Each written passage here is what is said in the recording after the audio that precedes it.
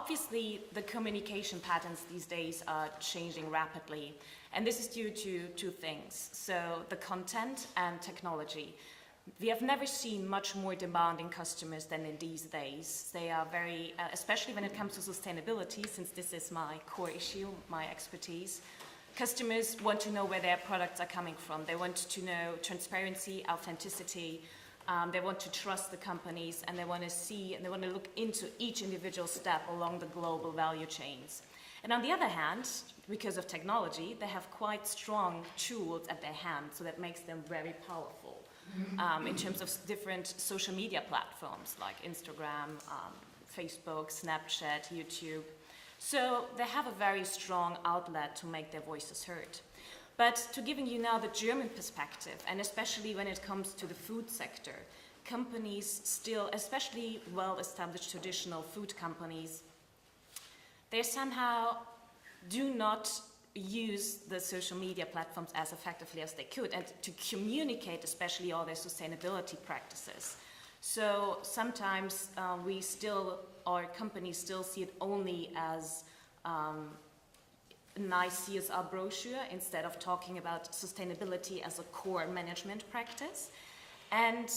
But we see that they really need to interact, and they need to be flexible, and they need to be responsive to the consumers, because they're more powerful, for instance, through social media.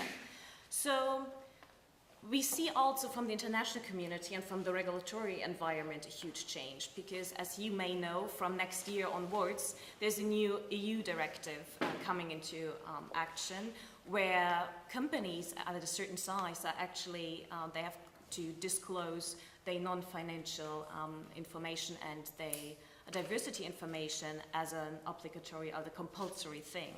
So we see a change in terms of asking for more sustainability and for more transparency already on the regulatory side. But then on top of that, it's quite challenging for the food companies, because they also have the pressure from the consumers, from the ever more increasing demands to show their sustainability practices.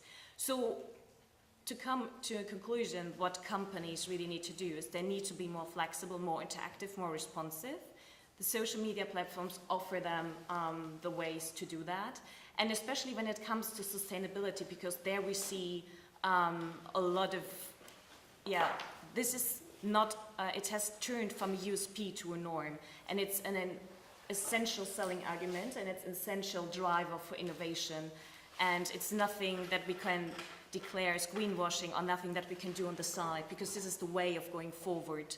So they need to be more responsive and to integrate this into their core business structures and learn more to communicate about this effectively. And I think especially video content, since it's so dynamic, it's a very important issue to go forward with that and to show them how sustainable they work among their value chains. Thank you very much.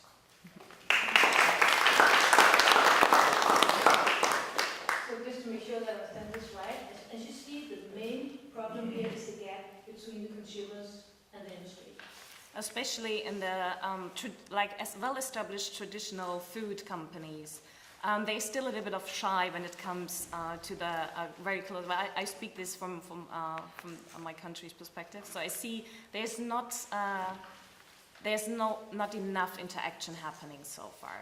And because food is such an emotional issue, and it goes to the heart of the people, so we face it every single day, and people spend so much time talking about this topic that there has to be a greater push also from the corporate side to fulfill to this demands and to be held accountable for their actions.